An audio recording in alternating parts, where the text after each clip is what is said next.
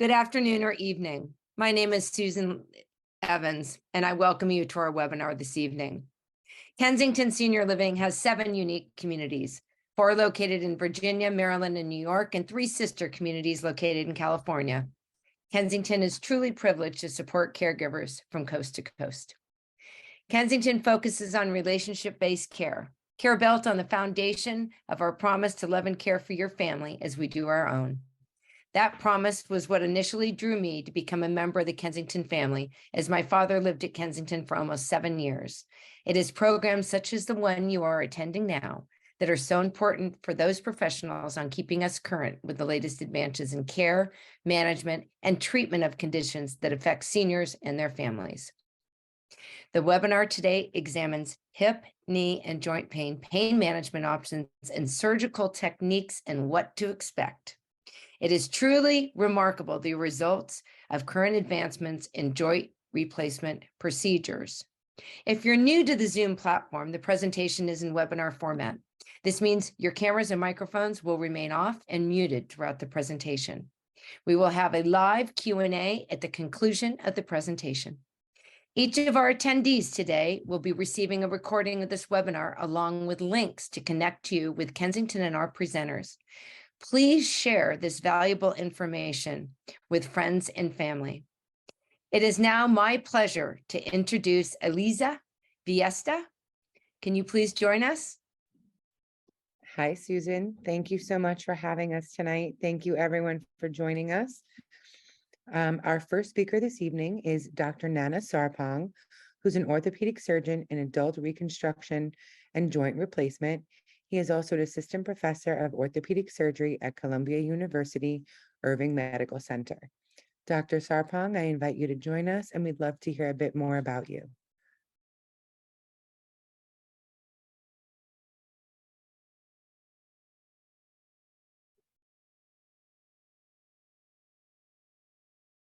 Can you see my screen? We can, and if you could just turn your camera on, we should Camera be on. Awesome. Perfect. Can you see me now? Yes. Awesome. And I just want to give a big shout out to Dr. Sarpong. I know that you've had a crazy day and you're running between surgeries, so thank you so much for still making this work. We've changed around the schedule a little bit, but we so appreciate having you here, and I'll hand it over to you. Great. Thank you. Thanks so much for having me. Thanks to Kensington. Thanks, Lisa, for setting us up. We'll get right into it here. So as Lisa said, I'm Dr. Sarpong grew up in New York and went away for 8 years, college and med school. I went to med school at Tufts in Boston, and then came back to New York at my residency here at Columbia University. And I served in my last year, along with our other distinguished speaker, Dr. Carl Herndon, who'll be going next as executive chief resident in our final year. And then I went on to do subspecialty training at the Hospital for Special Surgery and Adult Reconstruction and Joint Replacement Surgery, which is my specialty now. So I focus on hip and knee replacements and reconstruction. So just a quick agenda. We're going to talk about what exactly knee arthritis is. I think Dr. Herndon is going to focus on the hip side. We'll go through non-surgical treatment options, talk about some of the minimally invasive surgery options available, along with technology that's available in 2023. And hopefully at the end, we'll have some time for questions. So what is arthritis or osteoarthritis? It's a disorder that's categorized by loss of cartilage and predominantly affects joints, not just the hip, knee, can affect any joint in your body. For my segment, we're going to be focused in just on the knee side. It's generally progressive. It results in stiffness, pain, and deformity, whether that's a bow-legged deformity or a knock-knee deformity with time. This can have a major impact on one's quality of life and activity level, and affects close to 30 million people in the United States alone, about half of which are over the age of 75 years old. What factors can predispose one to arthritis? Obesity, genetics, or your grandma or your mom or dad might have had arthritis. We can see arthritis sometimes from trauma, instability, and then of course, as we talk about, old age and just the general wear and tear. So how does one know if they have arthritis? Generally, one will complain of pain related to, activities of daily living, walking up and down stairs, walking on even planes, And as the disease progresses, one might feel pain at nighttime that's constant. Additionally, they might start to see some deformity, as I talked about before. So a bow-legged deformity or knock-knee deformity can develop over time, and patient might have some stiffness that comes along with that. In many individuals, it progresses slowly. This isn't something that happens overnight. As such, it can be managed non-operatively and non-surgically with pain medicines, physical therapy, as we'll hear from our other speaker, Rommel.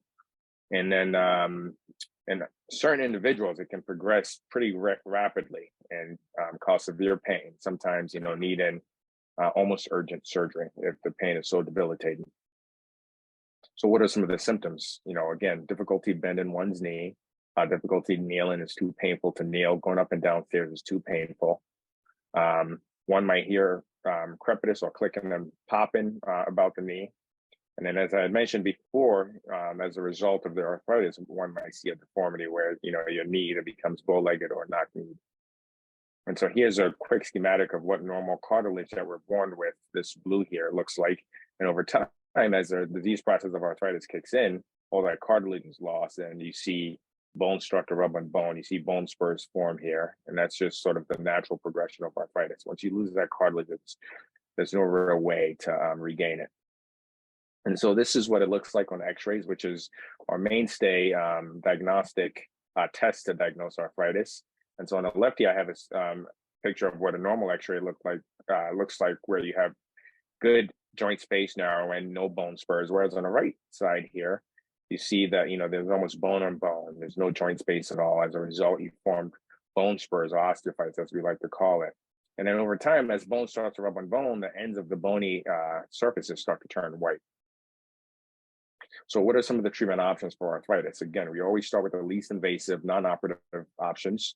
And once we've exhausted all of that, then, I think it's totally reasonable to consider surgery. So some of the non-surgical, non-operative management options are really to treat your symptoms. Again, this is not a cure. Once you have arthritis, there's no real cure outside of a joint replacement surgery. And so treatment at the beginning is just aimed to control your symptoms. And so this means physical therapy, which, again, Rommel is going to discuss more in depth with you, weight loss, activity modification, using medications like Tylenol and over-the-counter anti-inflammatories, using things like braces to take pressure off the inside or outside of your knee, depending on where most of your arthritis is, and then injections, whether that be steroids or gel injections. And so I'm not going to focus too much on this, since we've got an experienced speaker who's going to be focusing more on this topic. But basically, physical therapy and exercises will help increase range of motion and flexibility. It'll strengthen the muscles. And oftentimes, it's really effective in reducing the pain and improving the function. Unfortunately, when the disease process is so severe and it's so advanced, PT can actually cause pain. And at that point, I think patients often succumb to, discussion of surgery. Weight loss and activity modification. I always tell my patients, every 10 pounds, if you're overweight, every 10 pounds of weight loss results in 50 pounds less pressure loads across your knee. And so if you're overweight at all, you're definitely doing yourself a favor by losing weight. And I know that's easier said than done a lot of times, but it's a lot of pressure, less pressure across your knees, less weight you have. And so losing weight can result in reduced pain and increased function, especially when doing day-to-day things like walking. What are some of the medicines? Over-the-counter pain relievers: Tylenol, aspirin, ibuprofen, Motrin, naproxen, Aleve. And then obviously there are more stronger ones, prescription strength ones that we often prescribe to patients. You've probably heard of some of these: meloxicam or Mobic, Voltaren, and then Celebrex are all options. Cortisone is another option that's aimed to control pain, reduce inflammation, useful for swelling, not so much for range of motion. And again, there's some variability on how long. I'm so sorry.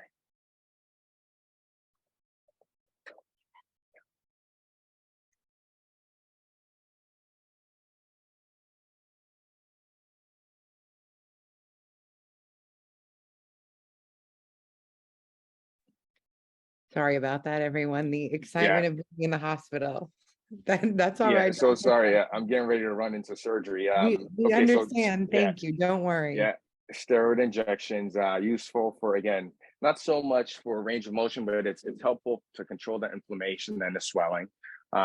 It's variable how long it may work for. For some patients, it can last for up to 6 months, but for patients, especially those whose disease process has progressed so far, it can last days, sometimes hours. Gel injections or visco supplementation injections are also an option. Oh, you might have heard of hyaluronic acid, and there are several on the market. They either come in single injections or a series of 3 shots. And again, very similar to steroids, very effective, very variable effectiveness. So to talk about, when to consider surgery, again, when you've exhausted all the non-operative options, meaning injections, you've done physical therapy, taking anti-inflammatories, and things just aren't working out for you anymore. You can't do the things that you enjoy. You can't play with your grandkids. You can't walk up and down stairs. I think at that point, it's totally reasonable to have a discussion with your family, your surgeon, and just be honest with yourself. And so, set expectations is always a big thing. We make sure to do a pre-operative education course so patients understand what exactly to expect, what they're about to embark on beforehand. So knee replacement surgery, again, a life-changing intervention, pain relief, improved function, increases the quality of life, economical benefits far outweighs the cost. And we've shown time and time again that it's reproducible, it's reliable as far as the benefits go. So again, I showed a schematic earlier. This is what the knee looks like in the arthritic state. And the knee replacement, essentially, in contemporary knee replacements, we replace the ends of the bone that are worn out and we replace it with titanium and basically metal. And in between the metal, we've got a plastic liner that articulates and allows the knee to function like a normal knee. We still keep all the ligaments and tendons along the knee. You might have heard of partial knee replacements. I think of the knee as a 3-room home. And so there's the inside of your knee, the outside of your knee, and then the front of your knee, which is your kneecap. And sometimes you might just have arthritis just in one part of your knee. Once that happens, if that's the case, you might get away with a partial knee replacement, which I've indicated here with the red circle, where just one portion of your knee is replaced. But oftentimes we see more often that the whole knee is involved, in which case, patients become candidates for total knee replacements. Here's an example of an X-ray with a partial knee replacement right here. Minimally invasive approach, again, a small incision, 4-inch. We don't cut muscles. We sort of make a small incision along the tendon to get inside the knee, and we close everything back up as if we were never there. Frequently asked questions about knee replacements. Will I need general anesthesia? Usually not. It's usually a regional or spinal epidural anesthetic with light sedation. So quick operation, usually an hour to an hour and a half. And generally, most patients are going home the same day. It's an ambulatory procedure. It's not like back in the day when patients would have to be in a hospital for 2 to 3 weeks. Most patients are, expected to walk with a cane as quickly as 2 weeks. Post-op, a lot of my patients that come in back to me at the first post-op visit with just a cane. A lot of patients, and some patients not without any assisted devices at all. Generally, I start my patients doing outpatient physical therapy at the 2-week mark. I send a physical therapist to your home the first 2 weeks. They come a couple of times a week to help, move your knee to prevent it from getting stiffness. But generally by 6 weeks, people are able to, ambulate independently without any assisted devices. And we quote about 90% rate of recovery by 3 months following knee replacement. When can you drive? Generally about 3 to 4 weeks after surgery, as long as you're off narcotics. And then when can you work? If you're doing a desk job, generally 2 to 3 weeks or so. I'm sorry, guys.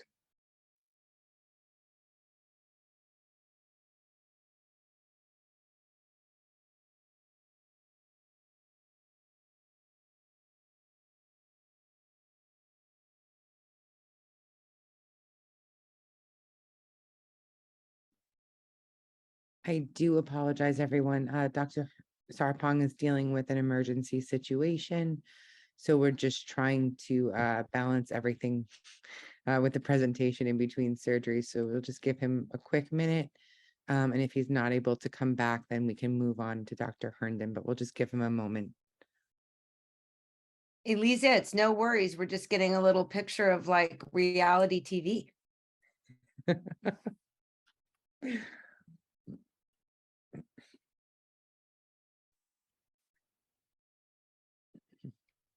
It just makes me want to be one of his patients.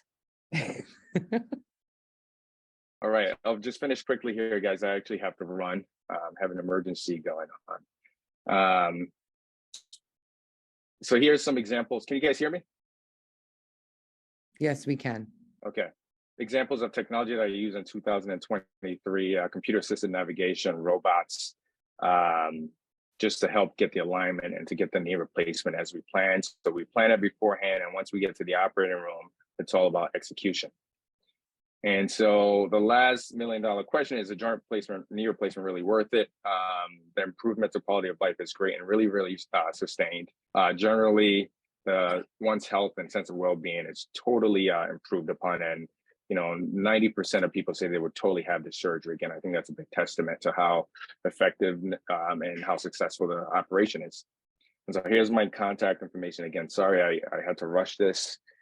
This was an unplanned procedure that I have to run into right now. So my colleague, Dr. Herndon, can field any questions, but here's my contact information if you guys have any questions at all for me. Thank you. Thanks again for having me. Dr. Sarpong, and we wish you much luck in your surgery, and we will be sharing all of the contact information after this webinar. So you don't have to worry if you can't write it all down now. So we will now move on to our next speaker. And it is my pleasure to introduce Dr. Carl Herndon, who is an assistant professor of orthopedic surgery in the Division of Hip and Knee Reconstruction at Columbia University Irving Medical Center. I'll hand it over to you, Dr. Herndon.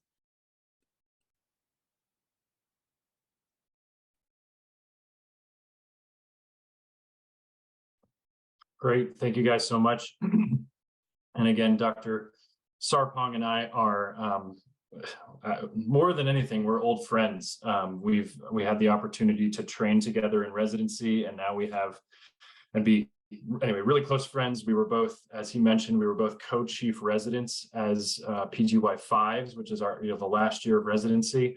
We each went to different parts of the country to do advanced training in the same field of orthopedics. And I am, anyway, deeply honored to have him as one of my closest friends in the world, and now as one of my partners.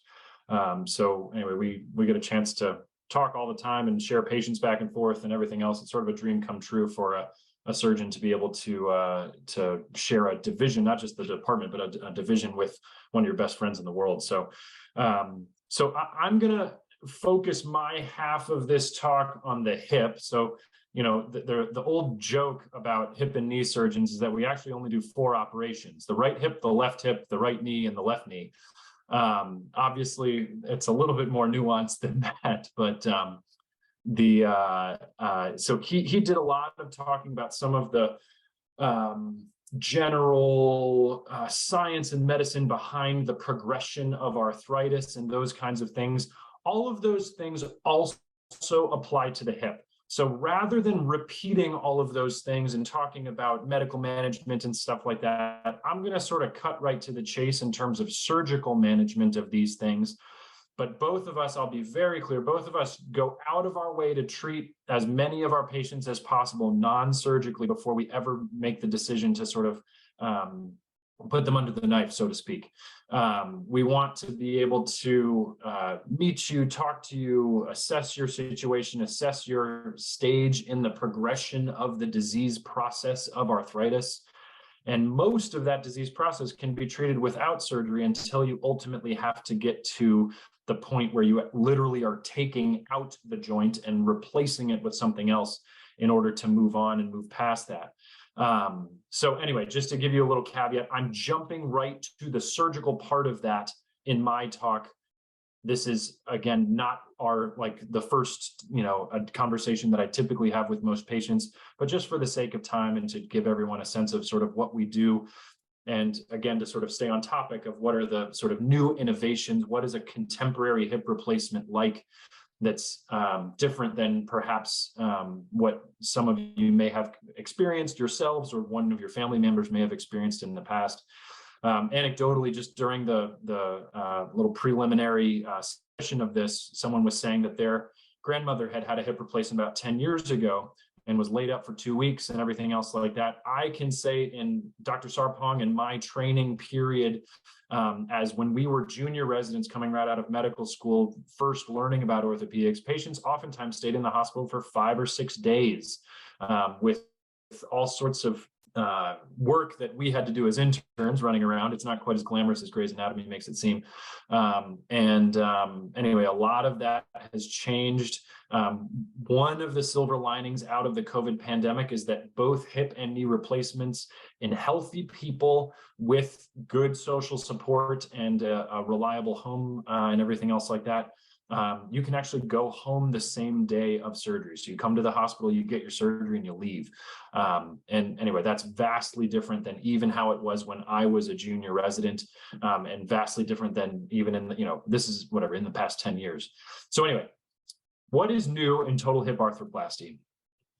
Oops, let me make sure this is working. So I'll just go over a brief personal introduction of myself, the success of total hip arthroplasty in general, when we do it for arthritis. The other unique thing about hips that's not necessarily true about knees is we oftentimes do hip replacements in very old patients that have hip fractures, a certain kind of hip fracture.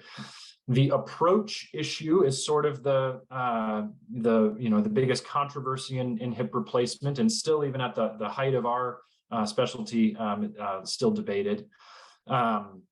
Type of fixation, I think, is a modern and more interesting topic. So I'll briefly touch on that, and also sort of briefly touch on where we're going in our future. But a brief little bit about me. So I was born and raised in Chicago, and then ultimately went to high school in North Shore of Chicago in Wilmette, Illinois. I did my undergrad right around the corner. If you know anything about Chicago, Northwestern's in Evanston, so that was only about 10 miles away from my home. I went to the medical school at the University of Florida down in Gainesville, Florida, did my residency at Columbia University, as Dr. Sarpong mentioned, where we both served as administrative co-chief residents our 5th year. And then I did my fellowship in Charlotte, North Carolina, at a practice called Ortho Carolina, again, doing adult reconstruction, so the complex versions of what we're going to show you here tonight. But more importantly than all of that, I married a New York girl, and we have 2 beautiful little kids. Everett, who's the one on my back, is now 3. Cassidy is 1. That's my wife, Jana. She's from Long Island, and so that's why I am a New Yorker and probably will be for the rest of my life. So the goal of total hip arthroplasty is to restore function, reduce pain, and allow patients to return to activities of daily life. You could pretty much cross out total hip arthroplasty and put any orthopedic procedure in that line. The goal of total knee arthroplasty, the goal of a spine surgery, the goal of a fracture surgery. But that's the ultimate goal of total hip arthroplasty. And I will say we're good at it. The Lancet, which for those of you who don't know, is the British version of JAMA. I'm sure many people have heard of JAMA, or the New England Journal of Medicine. These are probably the 2 most widely cited journals in the world, especially in the country. The Lancet is the British version of that. And they actually, in 2007, identified the total hip replacement as the operation of the century, meaning that the century from 1900 to 2000, that the total hip replacement was such a successful, innovative, and life-changing operation that they actually called it the operation of the century. And the reason for that is clear. We are able to take patients that cannot walk due to their arthritis, due to the debilitating pain and dysfunction that they have from their arthritis.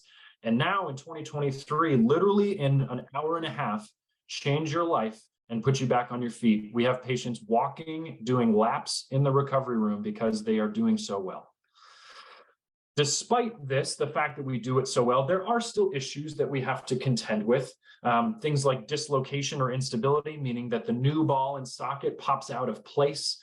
I'm going to talk to you about how we're minimizing that now. Infection, anytime we do any surgery, there's always a risk of infection, especially when we're putting an implant inside the body. I'll talk a little bit about that.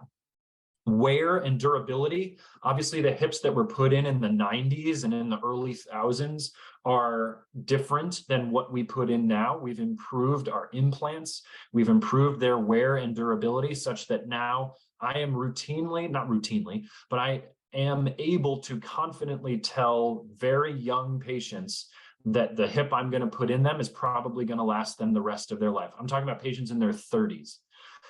Fixation. So again, how these implants become affixed to the bone itself, become a part of the skeleton and function like your hip that's whatever that you were born with. We have some really great new advances in that front. And then postoperative pain and dysfunction. Again, I already alluded to it. Even in my own training as a junior resident, patients in the hospital for 5 days or more on massive amounts of narcotic pain medications and everything else like that. We have come a long way to be able to create these protocols that minimize narcotics, minimize the amount of time in the hospital, and send patients home feeling well. So I'm going to use a couple of my own cases. These are my own patients, just to explain some of this stuff. So we're going to start with arthritis.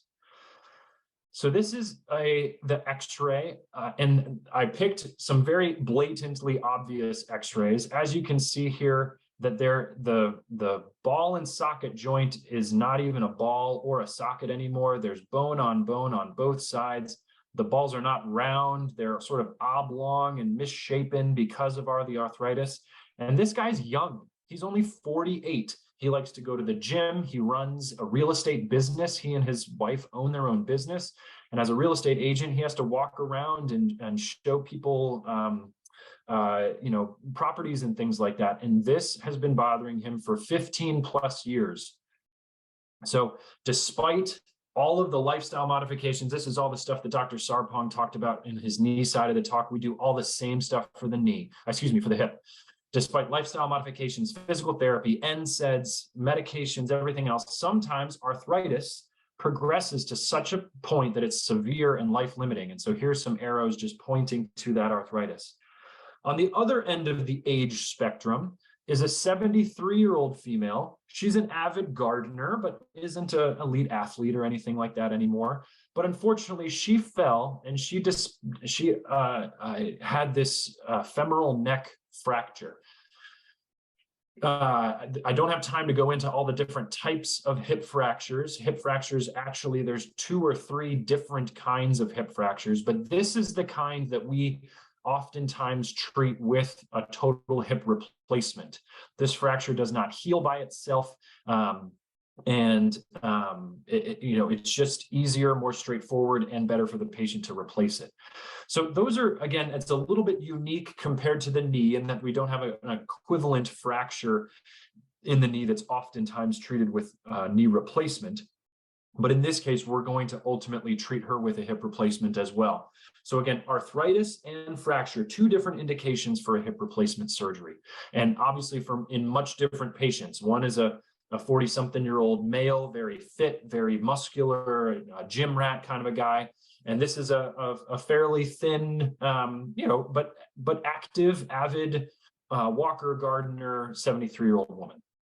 So approach, how are we going to approach these patients? And also, what approach are we going to use to do these hip replacements? I know many of you have heard a lot of things about the posterior approach, the anterior approach. I will tell you that at least when I was coming up with this talk, I can think of at least 6 different approaches for the hip. I only put 4 of them here, but the direct anterior approach, the anterior lateral approach, which is sometimes called the anterior base muscle sparing, ABMS, the direct lateral, the posterior, there's at least 2 others that are used. And these diagrams become dizzying. Where are you going to put your incision? At what angle are you approaching the hip? Ultimately, most of these approaches do a good job. I will posit, though, that one of these approaches, the one that I choose to use the vast majority of the time, does a little bit better, a little bit more reliably, a little bit earlier on, and also diminishes some of the risks that I was talking about before. So in case you've got a headache and you're trying to figure out what do all these approaches mean and why is this guy telling me all these things, I will just tell you briefly, again, I have been well trained by multiple senior surgeons who do hips in a bunch of different ways, but the approach that I chose to do is this direct anterior approach, or DAA. That red line there denotes the path that we take during the surgery to get to the hip. And it does have several documented with good research advantages, and that is why I choose to do it that way. It's as minimally invasive as hip replacement gets. The length of the incision is the length of my finger, which is about 8 centimeters. It is a true internervous plane, meaning that we don't actually sacrifice any nerves to go down there. Every muscle that we're moving aside is sort of designed to be moved in that direction. We're not cutting through any muscles. No muscles are detached in order to complete the operation. You're able to do this operation with the patient lying supine, meaning lying on their back with their toes pointed up. That has some distinct advantages in terms of being able to bring in other equipment to confirm that I'm doing a good job. So I do every single one of my surgeries using an intraoperative X-ray so that I'm not surprised when I close up the wound and you get an X-ray in the recovery room that something looks funny or anything like that. I can literally adjust my surgery as I'm doing it to make sure that I do the best job and leave with perfect X-rays with a perfect hip replacement for every single patient that I operate on. And then, as I said before, there is a bunch of literature that shows that this approach has a quicker and easier post-operative recovery. Patients are doing better and doing more at the early time points, 2 weeks, 1 month, 6 weeks, those kinds of things, compared to any other approach that's out there. Again, this is a hotly debated topic, even at the height of our specialty at our national meetings and stuff like that. There are folks that advocate for other approaches. Again, just for the sake of time and for not trying to lose the forest for the trees, I'm not going to go into all of that, but those things, I think anyone that you would talk to would agree with those things. The truth of the matter is, though, is go back to that Lancet article. The hip operation is the operation of the century. It wouldn't be that way if it wasn't a good operation, regardless of how you do it. And so there are still excellent surgeons in the country using alternate approaches with very good outcomes. So I am not here to say that this is the only way to do it. This is just based on the literature, based on my training, based on how patients do in my hands. This is the approach that I choose to use 95+% of the time. So that's a little bit about approach. How about fixation? How do we actually get these implants to be a part of your body and stay in there, hopefully for a long time? Cement-less fixation is fairly, I'll say, on the more modern side. What this means is that the bone is prepared to allow a quote-unquote press fit of the implant into the bony surface. These implants are made of a fancy titanium alloy with special coatings on the outside. As you can see here, there's a roughened surface here and on the back side of the shell as well, on the acetabular side or the socket side, that allows the bone to literally interdigitate into those components, and this component will become a part of this man's bone.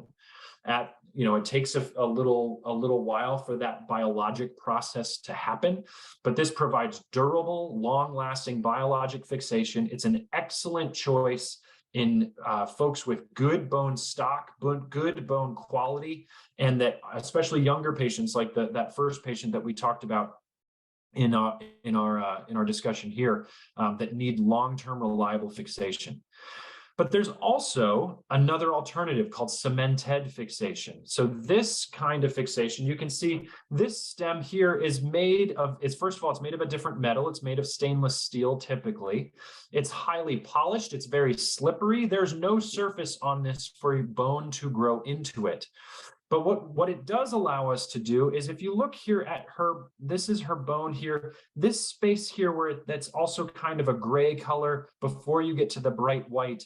This gray color in here is bone cement that's been put down inside the bone. It's a special kind of super glue, more or less, that allows you to put this implant in without having to hit it very hard or put it in a forceful way. It allows it to just sort of slip in there very nicely. You wait for that cement to cure or harden, and then it has perfect fixation right from the get-go. This fixation, this style of fixation, is how the hip replacement was originally designed by those that originally designed it back in the 60s and 70s. And it has had a big resurgence lately because, especially like we mentioned, there are patients that are in their 70s and 80s and even into their 90s with hip fractures that require a different kind of implant than a 30 or 40-year-old need because their risk of fracture is much higher. So this is an excellent choice for poor quality bone, older patients, and fracture work. So this is another type of fixation that we use. So back to our cases. So this is our 48-year-old guy, our young guy who's a gym rat and a real estate agent. He has really bad arthritis, again, with those blue arrows there. And so I actually did both of his hip replacements on the same day, under the same anesthesia. He went home the same day, and he's doing great. Here's our 73-year-old active elderly woman who falls and has a displaced femoral neck fracture. As you can see right there, she gets one of those cemented hip replacements because her bone quality isn't as good as a 40-something-year-old guy.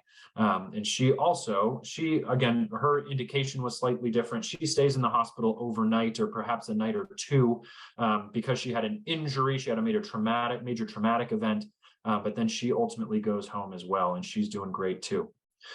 So looking to the future, and this is sort of where we've come. This is the same slide that we talked about before. So dislocation and instability is pretty much solved if you use some of the modern technologies that we have, or if you choose to use the anterior approach. That risk of that goes pretty close down to zero, certainly less than 1%.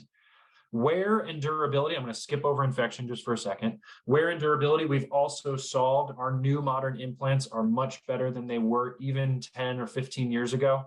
And those implants have every indication of lasting the rest of most patients' lives. Fixation, we have strong, durable fixation, whether you choose to use cement-less or cement-head fixation.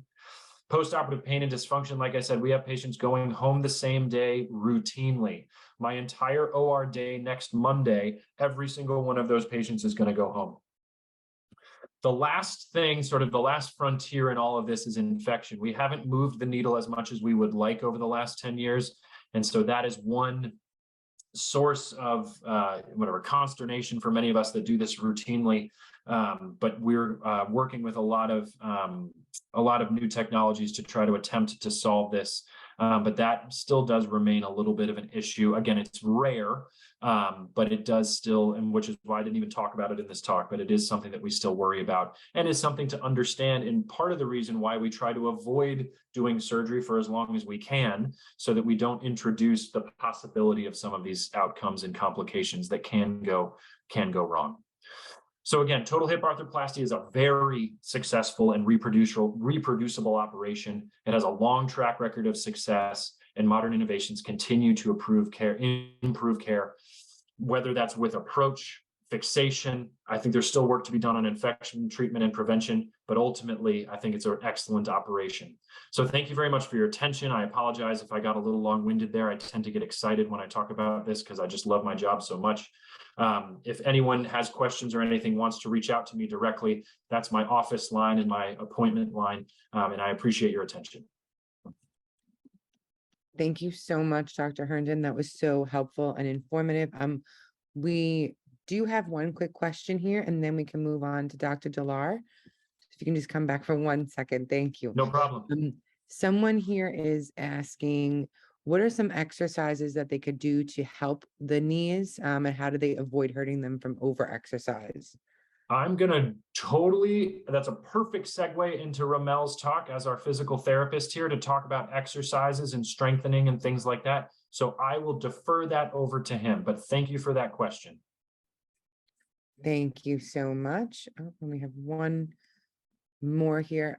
Someone else is asking, if surgery is considered, do you have an MRI in addition to the x-rays? Typically, no. Once you get to the x-rays of the type that I showed you, we have enough information that we don't need MRI in addition to that. And then we have one more here of after hip replacement, can I experience a change in leg length or nerve damage? It is possible. It is one of the risks associated with surgery.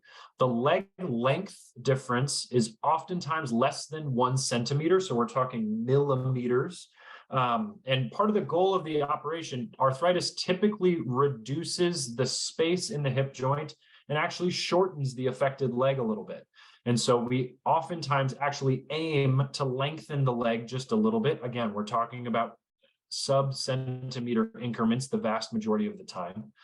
But I do warn my patients that that's going to happen, and that may sometimes, some folks do notice that. Most of the time they notice it for a week or 2 or 3, and then it goes away. They never notice it again.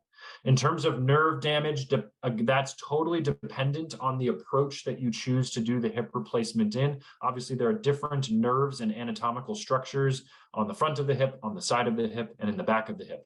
So depending on how you proceed with the surgery and what exposure or approach you choose to do, there are different nerves that are potentially at risk. Any good surgeon is going to know how to avoid those kinds of things and minimize that risk. But unfortunately, you know, surgery is real life. There's no such thing as free lunch, and there's no such thing as a zero risk surgery. So that is certainly a factor to consider, although it is very rare. Perfect. Thank you so much. It is now my pleasure to turn things over to Dr. Rommel Dolar, who is with Columbia Doctors, and he is the manager for sports therapy at our Midtown location. Thank you so much for joining us today. Hey guys, thank you so much for having me. Just give me a moment. Let me find my file here that I'd like to share. There we go.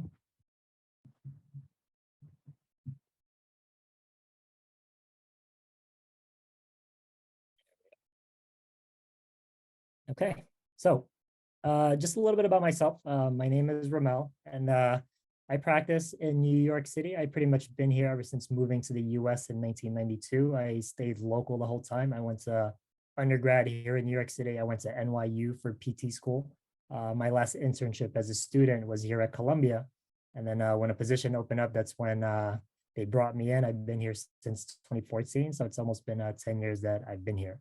And in terms of the types of patients that I see, it really ranges.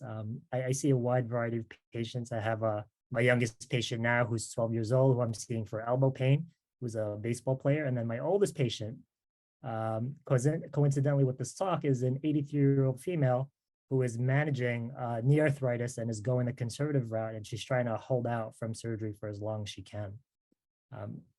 So I get a wide variety of patients, and I enjoy it a lot. I enjoy working closely with the physicians at Columbia. And so to get into the talk here, I'm essentially going to discuss with you guys how to conservatively manage hip and knee pain or arthritis, specifically physical therapy. So typically, when you see a physician for your condition, right, you can get any one of these diagnoses, from arthritis, a form of bursitis, or impingement in the hip, or some form of a soft tissue tear, such as a labrum in the hip or a meniscus in the knee. And one of the first lines of defense is usually physical therapy. And so you would get a script for PT, which could look something like this, which is essentially just a set of guidelines for us to follow to help develop a treatment plan.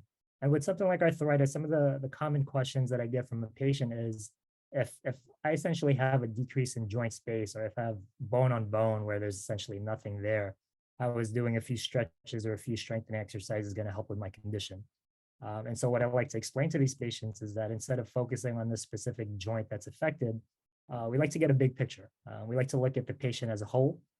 We like to get to know what your daily activities are, what you like to do for fun, what are the things that you used to do before your symptoms got more severe, and what are the things that you currently can't do, whether on a daily basis or things that you do for fun, so that we can talk about your goals, as well as your expectations with physical therapy, so that we can manage them accordingly. So during the first visit, the things I like to look at first is to really just simply watch a person walk back and forth. You'd be surprised with how much information we could get from just watching something like that. from just seeing how what's happening at the knees, what's happening at the hips. Is there excessive hip or pelvic movement back and forth, such as this when walking back and forth, which could be indicative of muscle weakness in the hips called the gluteus medius. Something too, if a patient is capable, just to watch him stand. Hello. Sorry. Okay, that's okay.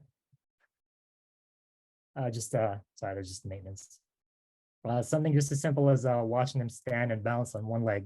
Number one, is the patient able to do it for at least 10 seconds? And number two, can they do it well? Such as this patient is showing, can they maintain good pelvic and shoulder alignment when they're doing that? And then a pretty common movement that we do as well is something like a squat, where if I were to watch a person squat down to pick something up, or to squat to sit down, or to stand up, what's going on at the knees? Are they able to keep it in good alignment, or do they tend to collapse, which also be indicative of either a decrease in joint mobility at the ankle or weakness at either the knee or at the hip muscles? Looking at it from the side, if you take a look at this picture to the right, usually patients with knee pain, they would hinge excessively at the hips, because that's one of the easiest ways to put less load and stress on the knees, and put more of that load in the glutes and on the hamstrings. So those are just some of the things that we would take a look at. Some common things that we'd look at too is just how the different joints move, not just at the hips and at the knees, but also of your spine, of your ankle. We would see how much your knee can straighten out, how much it can bend. And if there's any deficits, we try to figure out what the reason for that is. Sometimes it could be due to a decrease in joint mobility, where the joints, just because of the decrease in space, it could just not slide or glide as well as it should. So we would like to take a look at how well or unwell those move, in addition to the flexibility of various muscle groups, most commonly the hamstrings and the calves. If somebody's dealing with arthritis, those are usually two muscle groups that are relatively tight that would prevent a person from being able to fully straighten out their knees. We take a look at the flexibility of the quadriceps, the front thigh muscle. And in terms of testing muscle strength, I love to use this little handheld gadget called a dynamometer, where essentially the harder you push into it, the higher the number it registers. So it just allows us to accurately measure how much force one can produce. We can measure it on a bi-weekly or on a monthly basis, just to make sure that the treatment plan that we have programmed or designed is moving things in the right direction. And if not, then that's when we evaluate and we modify the game plan accordingly. And this is me just, this picture is me testing the hip muscle strength, and then this one is testing the quad strength. So after doing those series of tests, we then have a much better idea as to what it is that we need to address specifically for each specific patient and physical therapy. So in terms of how to do that, there's just a ton of different exercises and treatment methods that we can incorporate to address the issues that we need to. So if you look at some of these pictures depicted, such as a plank or a side plank, or standing on one leg and kicking out to the side with the other leg, some of you may be thinking that it's impossible for me to do any of these exercises, or there's just no way. But just know that every single exercise or movement that's asked of you guys can be modified. It can be modified to make it a bit more challenging, or to make it less challenging, depending on what you are capable of doing. So to give you an example of some common exercises, to your left is called the bird dog, where it essentially engages multiple muscle groups in your hips as well as your core. So typically, you start on all fours, you're bringing out the opposite arm and leg, and you're asked to maintain that balance, that posture. And so if that's just not doable for some patients, what you can instead do is you can have both knees planted on the table, and you could just alternatively lift up one arm after the other. And then to progress that, you can keep the arm still, and then you can just move one leg back and then the other. To the right is the patient showing a single leg bridge. And there's also a band around the knees to just engage the small hip muscles a little bit more. So if we wanted to make that less challenging, you could just simply put the other leg back down, and you can just lift your butt up and down off the table so that you're working the big glute muscle. And if I were to give you an example of how this can be made more challenging, is the video to your left here, right? While maintaining the position, I could just be applying manual perturbations to really just challenge the balance and the stability, endurance of the different muscle groups. So I can do the same for the bird dog exercise, where I can just be an annoying PT, push the patient around, and just really challenge them. I always laugh at one patient who I was doing this with, and she described it as, it's like I'm trying to work out in the gym and you're just annoying me. So I'll always remember that. In terms of other things that we can do, one person asked about what one can do for knee pain and how to strengthen the muscles. So the quad muscle. The quad muscle is such a big deal for any issues with the knee because any knee pain, the quad muscle is the first muscle to become shut down essentially or be inhibited. And the reason why that's a big deal is because it's the quad that helps offload the stresses and the loads that you place on your knee. It's the muscle that's responsible for preventing your knee from buckling when walking, standing, going upstairs, downstairs. And for some of you with knee pain, something that you may find difficult to do is to voluntarily just fire and contract that muscle. And so if that's the case, what you see here is essentially an electrical stimulation unit, where this is the little gadget here. We turn up the intensity. These are electrodes attached to different parts of the muscle. And when turned on, what essentially happens is it acts as a jump starter for the muscle, where it sends an electrical signal through the electrodes into the muscles. And it helps to jumpstart it, to fire it, so that you can then work on voluntarily firing it on your own. So I just have here a simple demonstration of a patient doing it while lying on a table, but this can be done when doing a weight shift exercise or doing an exercise where you're doing a sit to stand, doing a functional task that you would do on a daily basis. One of the things that we're fortunate to have at our facility is this big fancy gadget here called an anti-gravity treadmill, where, as you can see, the patient is essentially sealed from the lower half of their body down. And what this does is it allows a person to walk or exercise at a lower percentage of their body weight. So if, let's say, it's a person who has not gotten surgery yet and they walk with a limp, or we try to do some balance exercises and they just can't tolerate standing on one leg because it hurts. This is a great way to help to offload the joint while being able to do some of these balance exercises. It's almost like being able to do work in water, but instead of needing a ginormous pool, you just instead have this type of treadmill. So these are some of the things that we like to use in the clinic. So an often understated aspect of physical therapy is education. So I really emphasize patients to ask tons of questions about their condition. I like them to question me and to ask me why we're doing what we're doing, why we're doing specific stretches or strengthening exercises, so that you guys really have a good understanding of why we're doing and how it could potentially help with your condition. Another thing too is pain, where a lot of times I hear that from my patients that when something hurts, like for example, that they're walking a certain distance and then they get pain, they just abruptly stop. Where all pain is not necessarily bad pain. It's important to know what type of discomfort is okay to try to work through and what isn't. What type of discomfort could potentially put you on the verge of a flare-up if you were to continue to work through it. So I think getting a really good understanding of that can be empowering as well and prevent you from being limited with what you think you could do or not do. And so in the case that physical therapy or other forms of conservative management that Dr. Sarpong covered earlier doesn't work, and you will need the services of these fine gentlemen here, more often than not, you will end up back in physical therapy where I'll be waiting for you in open arms. And if you ever need a quick cheer me up, it never hurts to just have a little bit of an ice cream. So I thank you guys so much for your time. That is the end of my talk, and I welcome any questions that you may have. Thank you so much, Dr. Dolar. That was so wonderful. I think we're all in agreement that seeing pictures of cute little kids is a lot more fun than some of the replacement and all those other pictures. So I think going forward, just you can talk about whatever you want, but we only want to see pictures of cute little kids. So that's the new rule, I think. So thank you both for coming back. We just want to go over a few quick questions. I know we're just about out of time. So Dr. Dolar, someone is asking that they don't want to do knee replacement or surgery because they would have to stop their maintenance cancer medication. What would be their best alternative? Well, like we discussed in the talk, there are several options. PT being the first line of defense.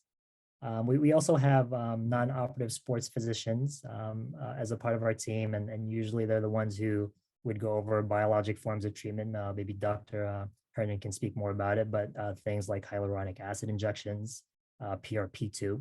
I read in some studies have been found to have a short-term pain relief in people with arthritis. Those are just some options that are possible. And also just the importance of activity modification, because I get tons of patients who, again, once they start to have pain with a specific activity, think that they just can't do it anymore.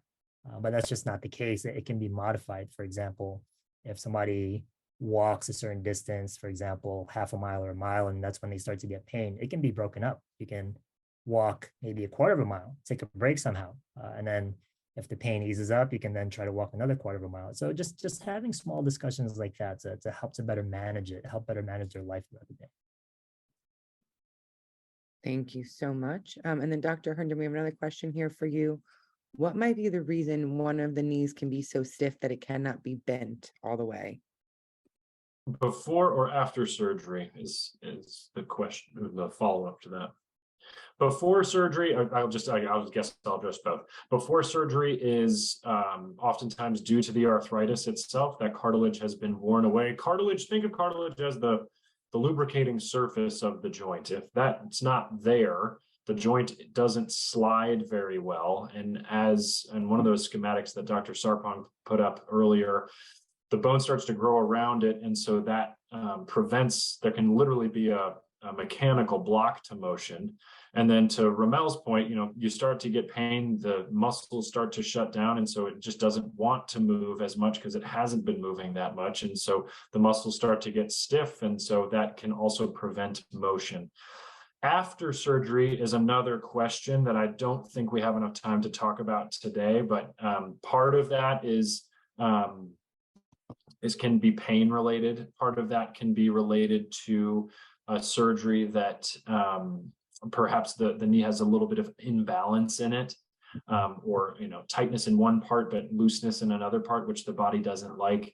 And some of that can be due to a lack of rehabilitation, specifically physical therapy after surgery. That there is a part, to Rommel's point about pain, there is a part of knee replacement recovery where you get to to use an old adage, and no pain, no gain stage of the recovery pathway, where you have to sort of understand that there's going to be discomfort that you need to work through in order to get the knee moving again appropriately. So that is sort of a Reader's Digest version of post-operative stiffness. It is one of the risks of doing a knee replacement surgery. And then we have a question here that I would love for both of you to weigh in on. Someone is saying that because of hip arthritis, they swim for aerobic exercise rather than walk. But because swimming does not build bone, they think that they may need some exercises to help build bone as part of their routine. What are some exercises that they can do that won't aggravate hip arthritis? You can go first, Dr. Herndon, if you want. So any amount of exercise with arthritis is never a bad idea. Obviously, at some point, to Rommel's earlier point, there is a part of the disease process where sometimes overdoing it can actually re-exacerbate a flare-up or give you more pain. So there is a point at which where too much is too much. But swimming is a great, alternative to full weight-bearing activity. It's great aerobic exercise. It does not 100% weight-bearing, and so augmenting that with short periods of walking, short periods of even some lightweight training. It doesn't have to be with fancy gym equipment or anything like that, but just basic things like body squats and heel lifts and things like that shouldn't bother the hips too much are good alternatives. A good physical therapist would be able to give you lots of advice, and so I'll defer to him now. Right. Thank you, Dr. Herndon. And it ultimately depends on how irritable one's affected joint is. That's the main thing that we go by in physical therapy. Like I was mentioning earlier with the use of that anti-gravity treadmill, if it's just really unbearable for a person to stay on their feet for a short period of time, that's one of the options that we would use. The person mentioned swimming in a pool, which does help to offload body weight. And you can only not just swim in a pool. You can do plenty of strengthening exercises in the pool. Like, for example, you can practice backwards walking, sideways walking. You can practice standing on one leg, kicking out to the side with the other. There are just so many options if one has access to a pool that can work on strength, stability, and balance. In terms of exercises outside of water, outside of a bubble in that treadmill, there's plenty of non-weight-bearing exercises that one can do. Some of the things I showed in my talk was the bridge, or even if you're just sitting with your leg kicking out, you can just simply do these knee extensions to work on the quad muscles. So it just ultimately depends on what the person can tolerate, how they respond to the stuff that we prescribe, and then we modify things accordingly based on their response. And we have one last quick question here because I know that we're over. Is taking hyaluronic acid, no, hyaluronic acid? Hyaluronic. Okay, I'm thinking of the face serum. So I was like, no, that's not the right one. As a supplement helpful versus injection of it in the site.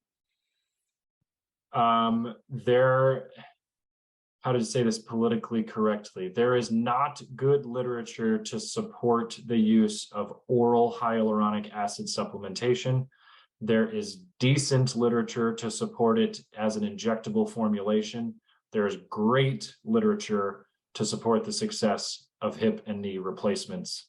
It depends on how you want to interpret the science and everything else like that. But in general, I say to patients, for supplements sort of universally, there's not great literature one way or the other. Some people swear by them and say that they get great relief from it.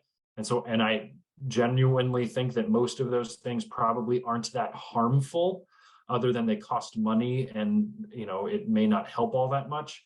But if someone really swears by something that they think works fantastically for them, I tell them just to continue it. But I almost never, scratch that, I never actively prescribe or recommend those kinds of things to patients, because in my interpretation of the literature is that there isn't good literature to support using it. And so I don't think it's a great idea. But probably not harmful. I actually have one quick question, and before I wrap this up and thank our wonderful presenters, and I'm so grateful that the lady that was having surgery has a doctor like that on Hall. It's very impressive. You spoke of this, I think it's intra-ultra, this X-ray that you use when you're doing surgery. I have a question that I'm sure our audience would love to know. Is that available? Like if I just sign up for a knee replacement or a hip replacement, does everyone have that? Every institution or every doctor use that? Not every doctor uses that, no. Okay, that's good for the audience to know, because I'm going to you if I need anything, because that sounds really great. And I'm just going to say again to the audience, please, everybody will receive a copy of this. Please share this with friends and family. I'm thinking of 5 friends now that really, you know, are dealing with, do I do it? Do I don't do it? And I think the information today has been so valuable. So thank you all, and good night to those on the East Coast, and good afternoon and early evening to those on the West. And thank you again from Kensington. Thank you guys for having me. Thank you all. Have a wonderful evening.